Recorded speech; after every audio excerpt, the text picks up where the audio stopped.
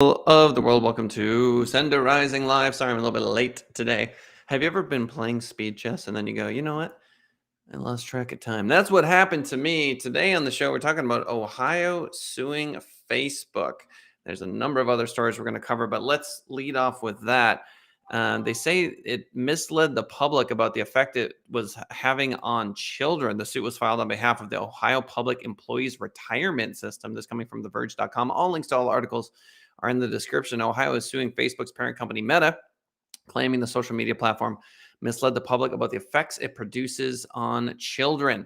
The lawsuit, filed November 12th on behalf of the Ohio Public Employees Retirement System, is seeking more than $100 billion in damages. Ooh, me, oh my. Bo Burnham, I don't know if you're familiar with him, but he's quoted as saying, it was ridiculous when doctors were smoking cigarettes. We used to look back on that and go, what kind of topsy-turvy world was that? And he said, just wait, give it 20 years, and they'll be talking about therapists who used Twitter, which is to say, if you have anything even resembling popularity, you are just going to get absolutely eviscerated on these social media platforms. The things people say are wild to me, and I only know about them from third-party experiences, with the exception of TikTok. So I'm at the point now, I'm getting, 200, 500, sometimes 5,000 views on these TikToks. And yeah, the trolls are in full force. And I like to look at it like, all right, well, it means you've made it, right? If people are saying hateful things about you. And I know that's a little bit ugly to say, but $100 billion in damages is what the Ohio Public Employee Retirement System is seeking. They're alleging that Facebook and the executives there intentionally misled the public and deceived shareholders in regards to how these products negatively affect children. Quote, Facebook said it was looking out for our children and weeding out online trolls, but in reality was creating misery and divisiveness for profit. If you want to hear a song I wrote, Meta, it's on my TikTok at Send It Rising. I talk about how Meta profits off of racism and hate. Whether, again, that's an algorithm issue and they can't just weed it out, or if they're just like, you know what, we're making money. Why should we? It's happening. After the reports were published, the stock dropped, causing the retirement system and other investors in the company to lose more than $100 billion. This is based off the Frances Haugen testimony. So basically what they're saying is, look, the retirement fund lost a ton of money in Facebook stock because Facebook lied. And isn't that wild? So basically, when Frances Haugen was photocopying the documents in some room in Facebook, I don't think, how could she have possibly been thinking about the Ohio retirement system? Does that make sense? Like, she's just going, something's wrong and it needs to be brought to light. Meanwhile, all of these Ohio public employees are seeing their pension, their retirees, their beneficiaries suffer. Isn't that wild? I mean, we are all interconnected, but basically this fund manages $125 billion of assets. And they say that they bought the Facebook stock at an artificially inflated price based on the deception that Facebook was enacting, one could say. So basically, if you're going to photocopy documents that are incendiary for a gigantic corporation, there are some ramifications to that, and these poor retirees out of Ohio are feeling the burn. So they're suing Facebook. Are they going to win? If they do win, this is how companies like that, like Facebook, really, really struggle. I mean, clearly $1 billion ain't going to happen. I don't see that happening, but you see what I'm saying? Like, if you're a owner of a company and $100 billion lawsuit hits your desk, that's going to get your attention. People hate Facebook. I love Facebook. I hate Facebook. I'm apathetic towards Facebook. I have all the feels when it comes to Facebook. For the longtime listeners of the show, just how much we've talked about it. Facebook is an incredible tool. It is so sad that Facebook has to be the referee. Why can't we just love each other? What is it about anonymity on the internet that causes people to behave like monsters? This is the real question at the end of the day. Is Zuckerberg in charge of us behaving civilly? No, I would argue he is not. But if they're making a ton of money and knowing that they could be better referees, it's basically like if you're in the NBA and some dude keeps punching other people in the face and they're just kind of letting it go, then obviously an injustice is being is being what's the word? What do we do with injustices? Enacted, created, levied. I don't know. There's some verb that describes it. Facebook's ridiculous new ad reveals its vision of the metaverse. That's from Inc.com.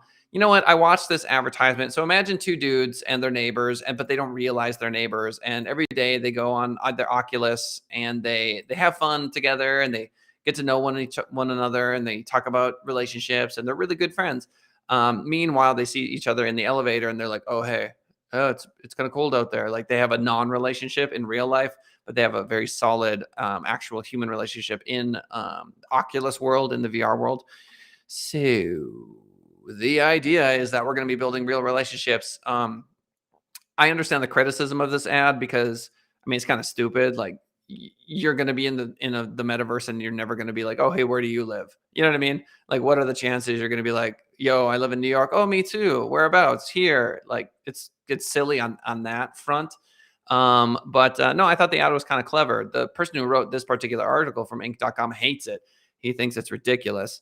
Um, Writing, the real problem is that Facebook, which now calls itself Meta, but is still the same company with all the same issues, thinks this is a good representation of why you'd want to put on a VR headset and jump into the metaverse. If that's the case, it's a brilliant example of everything wrong with the company, according to this particular author. Yeah, okay, I get it. So ultimately, I think human relationships are human relationships. I think there were people that would have criticized Nintendo friends in the early onset of Nintendo, like, you're not outside playing with sticks. You know what? Why aren't you having fun with your friends outside? That sort of thing. Meanwhile, we're having the absolute best time we've ever had playing Super Mario Brothers or some other game on the Nintendo. Your eyes are gonna mess with your eyes. Blah blah blah blah blah blah blah. All this stuff. So every generation is going to do this sort of thing. So this particular Inc.com writer talking about how it's ridiculous that people are not really understanding the physical experience with another person, but just talk to any of these kids that are playing Call of Duty on Xbox. I mean, dude, they got friends all over the place. And this isn't some sort of new concept. So ultimately, I think Facebook's ad saying, look, you could be strangers in real life, but friends in the metaverse speaks to what inevitably is going to happen in regards to this sort of thing. Casper Sug coming to us from Twitch writes, Metaverse itself isn't a turn down, but the fact that Zuck is making it, I feel that makes it something to worry about.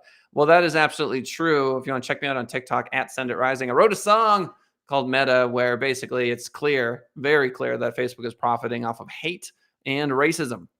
Among many other things. If they had a very strong algorithmic policy slash engineering solution, they could go through and take down a lot of these posts, but these posts are high performing posts for them. Now, we've gone in depth in the show in the past talking about the algorithm and how difficult it is. And there's actually an article today that we're going to talk about borderline pieces, which basically means things that are not obvious racism, but maybe subtle or kind of read between the lines racism slash prejudice slash hate slash, pick your negative keyword. So I don't think it's so simple, but the Francis Haugen testimony is damning. I mean, they know that this is an issue, and it would appear as though they're unable to solve it, whether, again, that's an algorithm issue or if it's a profit issue or a combination of both is left to be seen. But let's dive into this borderline issue. Let's find this one. 3, 2, 1. Where is it? Here we go. Borderline problematic content faster slips under radar in a Facebook memo. 40% of such ignored content included nudity, hate speech, and violence. So this is from IndianExpress.com. As much as 40% of, quote, borderline content that was ignored by Facebook's contractual moderators was problematic and included nudity, violence, and hate, according to a April 15th, 2019 internal memo of the social media company. So apparently borderline content is considered content that does not violate the community standards, but is identifiably problematic in an area covered by the community standard. More significantly, such content generated 10 times the viewport views than posts which were flagged as being outright violative of the platform's guidelines. So To defend Facebook briefly, I would say that there is high engagement on this borderline content because people are, I don't know, they are willing to express their prejudice online. I don't know why this is the way it is.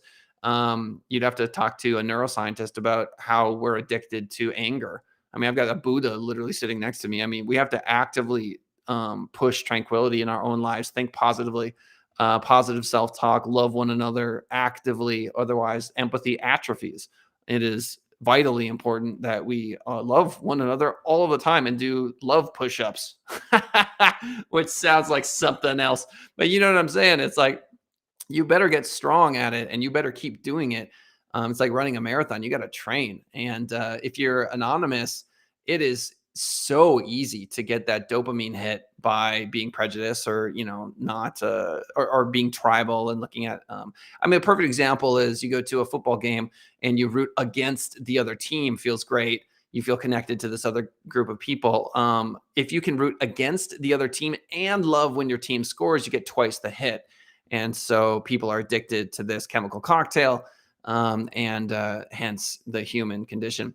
So, quote, under our existing community standards, we remove certain slurs that we determine to be hate speech. To complement that effort, we may deploy technology to identify new words and phrases associated with hate speech and either remove posts with that language or reduce their distribution. This is from a Facebook spokesperson. Lisa Lang coming to us from Facebook. Positive self-talk, training for the love. Yes, indeed.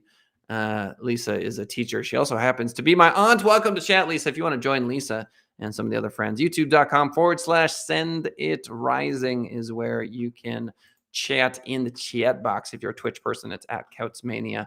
Ladies and gentlemen, would I want to be Mark Zuckerberg at this point? No, I would not. $100 billion lawsuits from Ohio, and people fighting you at every turn. Do you deserve it? Perhaps you do.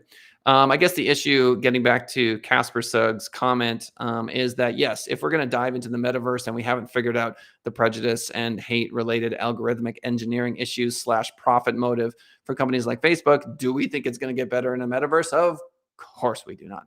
That would be silly to assume that things would get better.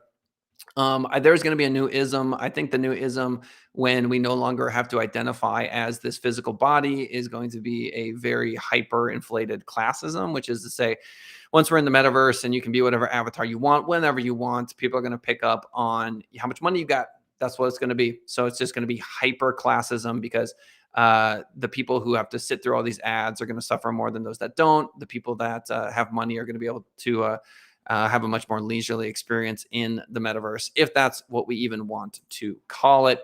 Moving right along, Facebook expanding Nextdoor like neighborhoods as part of a broader Giving Tuesday push. This from Social Media Today. Facebook has announced a range of new fundraising and community support initiatives in preparation for Giving Tuesday, which is the 30th of this month, November, which interestingly also includes the expansion of its Nextdoor like neighborhoods feature, which up till now had only been available to Canadian users. So Nextdoor is a big deal. Not sure if you're into that. It's basically where everyone gets together to talk crap, let's say, about each other and to say, hey, there's a stray cat in the neighborhood, or have you seen the coyotes? Or there are these high school students that are doing drugs outside my house. It's just, I mean, I don't know. Nextdoor to me is not a place that I signed up for it because I was interested in maybe getting business from it. Hey, we're a web design, SEO, pay-per-click company. If anyone's looking for someone, that sort of thing. But oh my goodness gracious, I'm telling you what, it's a place for neighbors to get together to complain about each other.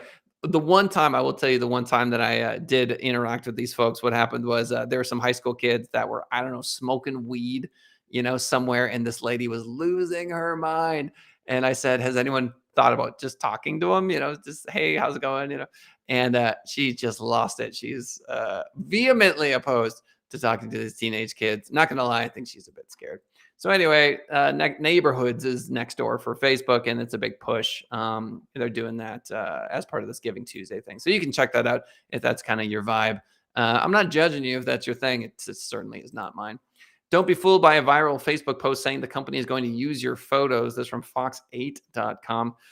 Excuse me. Turns out there's some misinformation circulating on Facebook. One viral reshare is offering a daunting message for social media users. Quote, the new Facebook Meta rules starts tomorrow. where they can use your photos. Quote, people can continue to control their privacy preferences using the many user-friendly self-serve tools we provide on Facebook, such as privacy checkup, blah, blah, blah. But basically what they're doing is it's a viral post. It's a hoax about, Facebook using your photos. They're not going to do that, but clearly, people are eating the onion, as you say, biting on the sarcasm.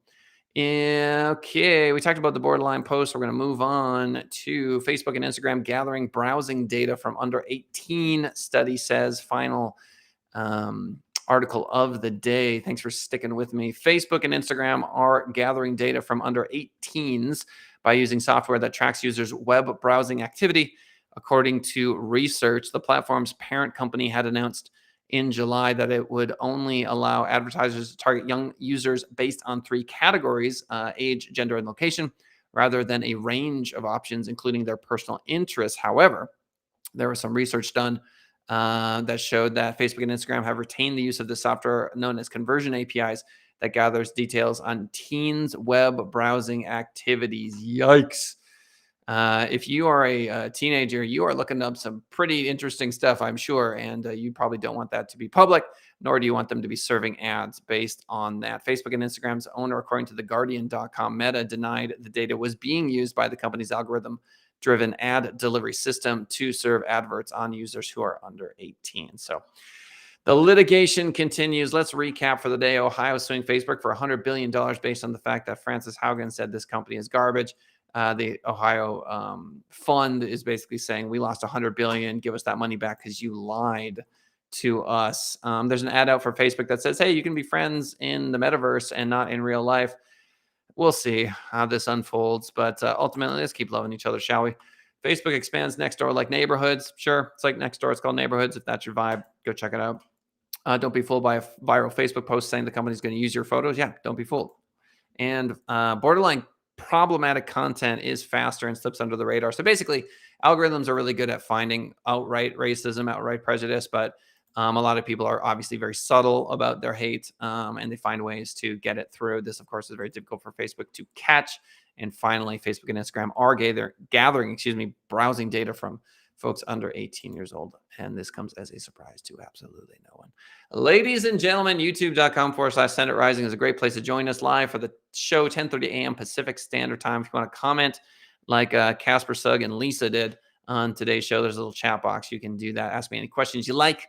I am very active on TikTok. That's at Send It Rising, SendItRising. If you want to reach out to me personally for any sort of marketing, web development, SEO, pay-per-click, social media questions, happy to respond to you. info at senditrising.com. Thank you much.